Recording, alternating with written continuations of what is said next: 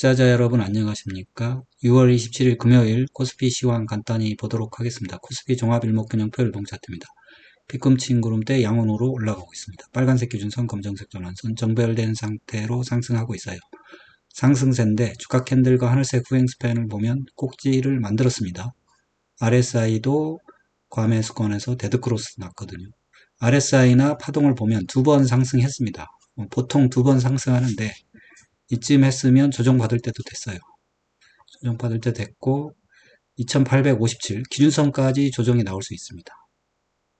한번 이게 저는 팬데믹 장세랑 비슷하다고 보거든요. 2019년 20년인가요? 이때 보면 이때도 이쯤 될 것 같은데 기준선을 깼어요. 기준선을 살짝 깼으니까 그때는 좀 올라간 두 번째 상승이 좀 약했는데 이번에는 두 번째 상승이 상당히 셌잖아요. 그러면 기준선까지 떨어지면 상당히 충격이 좀 올 것 같습니다. 네. 조정은 말이 조정이지 거의 하락과 비슷합니다. 무시무시하게 떨어지니까 그냥 마음 다 잡으시고, 그렇다고 해서 여기서 이게 꼭지냐, 역사적 꼭지는 아닐 겁니다. 그렇게 생각은 합니다만, 그렇지만 어쨌든 조정의 끝자락에서는 상당히 공포심을 또 심어줍니다. 그래서 사실 주식 투자가 어렵습니다. 코스닥입니다. 코스닥은 마찬가지로 조정이 나왔었는데 코스닥은 진작부터 조정이라고 보는 게 맞아요. 그러니까 6월 초순부터 조정이었어요. 전환선을 떠나지 못하고 계속 그랬거든요. 그럼 이런 걸 보면 결국은 코스피, 코스닥 같이 움직인다고 봐야 돼요. 물론 상승률은 작지만 코스닥이 못 가면 코스피도 얼마 있다가 조정이 나옵니다. 코스닥은 완연한 조정세예요. RSI가 벌써 60까지 내려왔어요. 그런데 나스닥은 상승하고 있죠. 그래서 나스닥하고 코스닥하고 박자는 좀 안 맞는 것 같아요. 코스닥이 아니죠. 코스피하고 박자가 맞을 줄 알았는데, 예를 들어 나스닥 조정 나올 때 코스피가 조정 나올 줄 알았더니 그게 아니고 오히려 나스닥이 상승 출발하는 틈을 이용해서 코스피 방심한 틈을 사용했습니다. 국고채 10년물 가격, 일단 국고채 10년물 가격이 꼭지치고 하락했죠. 하락했는데 이게 또 바닥 잡고 올라가는 게 이제 어떤 자금 시장의 변화를 나타내는 건지, 어쨌든 공교롭게도 코스피 조정 시기와 맞아 떨어졌습니다. RSI 과매수권에 올라와서 떨어졌는데, 어쨌든 고체 10년물 가격 동향을 한번 간단히 보는 것도 좋아요. 그 다음에 원달러 환율입니다. 원달러 환율이 좀처럼 상승세로 변화는 안 하는데 이게 거의 쌍바닥 모양인데 또 올라갈지, 조정 나오면 올라갈지 모르겠어요. 지금 코스피 조정 받았는데도 오늘 살짝 올라갔네요. 어제는 내려와서 이상했는데, 어쨌든 RSI 보면 50 이하에 있다가 52로 꾸역꾸역 올라가고 있거든요. 상승의 조짐이 보입니다. 결국 환율 상승, 코스피 하락 이런 상황이 되지 않을까 싶습니다. 유가는 이게 유가가 65달러 밑으로 내려가질 않네요. 65달러 밑으로 내려갈 줄 알았더니 65달러에서 바닥을 잡고 있습니다. 어쨌든 80달러, 55달러 사이는 큰 문제가 없으니까 그렇게 생각하시면 될 것 같습니다. 지표를 한번 볼게요. 지표 보면 LRS가 계속 내려가면서 R스퀘어도 안 꺾여서 올라갔는데 마지막에 거의 1차 파동과 거의 비슷했어요. 그래서 과거를 좀 기준 삼아 한번 보는 것도 참고는 됩니다. 보니까 MACD 오실레이터 양이 줄다가 살짝 늘었다가 바로 조정 나오는, 이번에도 양이 줄다가 살짝 마지막에 늘었다가 바로 조정 나고, 이제 음으로 변하겠죠. 지난번에 음이 별로 많지 않았는데 이번에는 음이 많을 수 있어요. 결국 21선까지 조정이 나오는데 21선 살짝 깰 거거든요. 그러면 이거 맞습니다. 2850 여기까지 조정이 나올 수 있습니다. 조정이 나오면 사실은 상당히 매섭게 나옵니다. 그리고 안 좋은 뉴스도 나오기 때문에 항상 조정이 말이 조정이지 하락입니다. 이거 스토캐스틱 보니까 모두 이제 단기, 중기, 장기까지 모두 데드크로스가 났네요. 이게 두 번째이기 때문에 센 조정 한번 생각해 봅니다. 이렇게 살살 하고 이런 거 없습니다. 세력이 봐주질 않아요.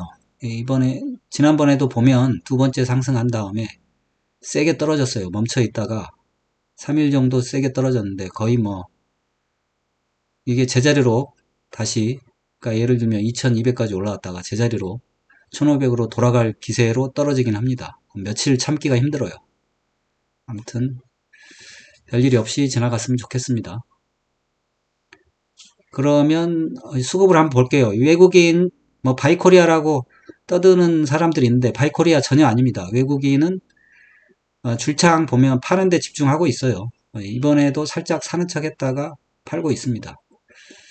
기관은 이번에는 결국은 기관이 올렸다고 봐야 돼요. 기관이 바닥에서 사 모아가지고 올렸고 기관이 이익 실현했습니다. 그래서 결국은 외국인하고 기관이 바닥에서 사서 꼭지에 이제 개인한테 물량을 넘기는 그런 구조가 전형적으로 되겠습니다. 그래서 주가가 상승하면 개인들이 돈 벌 것 같은데 개인들이 돈을 잃어요. 이렇게 되기 때문에 그래요. 그러면 캔들 차트 월봉 보겠습니다. 월봉 보니까 6월달 하루 남았는데 꼬리가 생기고 있죠. 월요일날 꼬리가 더 길어질 것 같으니까 정상적인, 그러니까 너무 월봉이 크다 했는데 정상적인 수준으로 내려올 것 같네요. 캔들 차트 주봉 보겠습니다. 주봉 보니까 꼬리가 상당히 많이 잡혔네요. 거의 이런 꼬리가 몸통보다 더 긴 상태니까 뭐 꼭지 캔들 비슷하게 나왔습니다. 주봉으로 보면 상당히 더 무서워요. 주봉으로 보면 사실 이평선으로 따지면 11선까지 떨어지는 건데 좀 무섭습니다. 캔들 차트 1봉입니다. 1봉 보니까 이 5일선이 깨졌잖아요. 어제 꼬리로 깼는데 오늘은 몸통으로 확실하게 깨졌어요. 확실하게 흑산병 떴고 확실하게 떨어진다 보여줬습니다. 그래서 외국인이 오늘 팔았는데 이게 이제 떨어질 때 보면 엄청나게 팔아야 될 겁니다. 네, 거의 시장이 망할 정도로 착각하게끔 엄청나게 팔아대서 거의 개미 투자자 공포 속으로 몰아넣습니다. 여기 근처에 오면. 왜냐하면 21선 깨지면 요 밑에 막 여기까지 2300으로 돌아갈 것 같은 기분이 막 들거든요. 그렇습니다. 경험해 보니까 그렇더라고요. 팬데믹 때 한번 잠깐 보고 가야죠. 팬데믹 때 어떻게 됐는지. 팬데믹이랑 비슷하다고 보니까. 팬데믹 때 1차 랠리가 길었고 2차 랠리가 좀 짧았어요. 거기에 대해서 조정이 나왔는데 이게 하나 둘 셋 하면서 3일 떨어졌는데 3일 떨어지면서 21선 완전히 이탈했거든요. 그러니까 여기 3일 동안 떨어지면서 이게 21선 이탈하면 월화수 가공할 만한 음봉이 떨어질 수도 있습니다.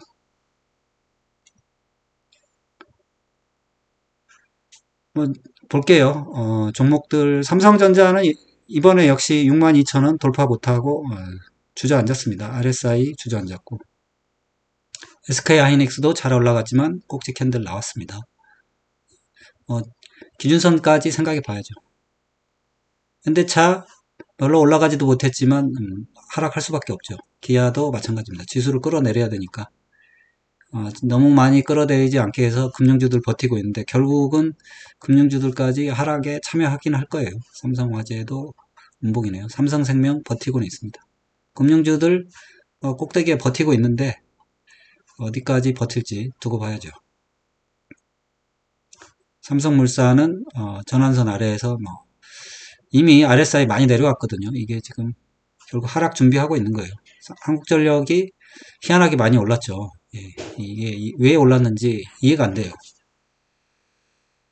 HD 한국조선해양, 그 다음에 삼성중공업 다 하락이네요. 크래프톤 하락.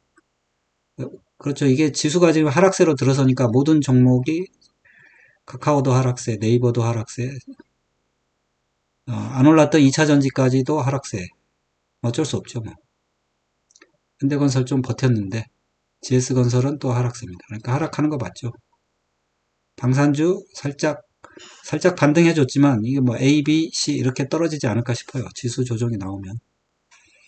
KT가 그 와중에 올라갔네요. 이거 뭐 경기 방어주 성격인가요?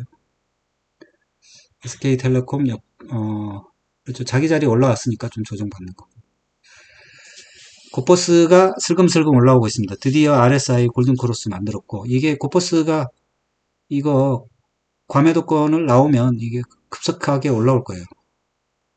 레버리지는 아직은 전환선을 안 깼습니다. 일목균열 보상으로 전환선을 안 깼고.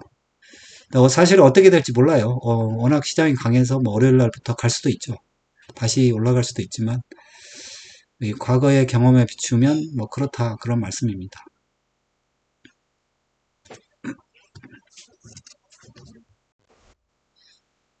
그러면 6월 13일부터 한번 보겠습니다. 수급을 보면 코스피 수급인데 외국인이 결국 별로 안 사고 있다가 1조 팔았는데 앞으로 하락장이 계속되면서 조정이 계속되면서 조금 더 매물이 나올 것 같아요. 얼마가 나올지 모르지만 한 2조 정도 하루에 팔게 되면 그게 클라이막스가 되지 않을까 싶은데 어쨌든 1조를 오늘 거의 1조를 팔았어요. 그러니까 선물을 때려놓고 이제 선물에 대해서 이득을 취하기 위해서 현물 팔면서 선물 매도한 걸로 수익을 내고 있습니다. 물론 고가에 파니까 현물에서도 이익이 나는데 양방으로 이익을 보는 거죠. 그리고 저 선물은 22,000 계약이 마이너스였는데 지금은 조금 샀네요. 뭐 이익 실현이겠죠. 2,000 계약 정도. 뭐 이익 실현을 했거나 뭐 그런 거죠. 다음에 콜을 볼까요? 그런데 다행히 콜을 조금 샀는데요. 콜 가격이 떨어졌는데 콜을 좀 사서 그나마 좀 다행이네요. 10,000계약 정도 샀습니다. 그렇지만 풋은 더 샀네요. 42,000계약. 그래서 콜도 좀 사서 다행인데 풋도 계속 사고 있다. 그러니까 아직은 계속 하방을 보는 것 같아요. 아직 조정이 그렇죠. 보통 조정 나오면 21선까지 가야 되니까 그렇게 생각하는 게 맞을 것 같아요. 마지막으로 이거 한번 보겠습니다. 마지막으로 선물 옵션 가격 한번 보겠습니다. 특히 콜 옵션 한번 볼게요. 콜이 꼭지치고 지금 흑산병 나왔어요. 여기까지 나왔는데 갭을 메꿀지 안 메꿀지 모르지만 콜이 죽었죠. 콜이 죽었고 이렇게 긴 게 나왔을 때 알아봤어야 되는데 그럼 풋은 어떻게 됐을까요? 풋은 지금 바닥에서 거래가 엄청 되고 있죠. 그럼 올라갈 준비하고 있는 거예요. 지금 외국인들이 여기서 풋을 지금 싼 가격에 사고 있습니다. 그래서 아무튼 선물 옵션 그 다음에 현물 뭐 여기서 이익을 대박을 받고 있습니다. 외국인들. 예, 이걸로 마칠게요.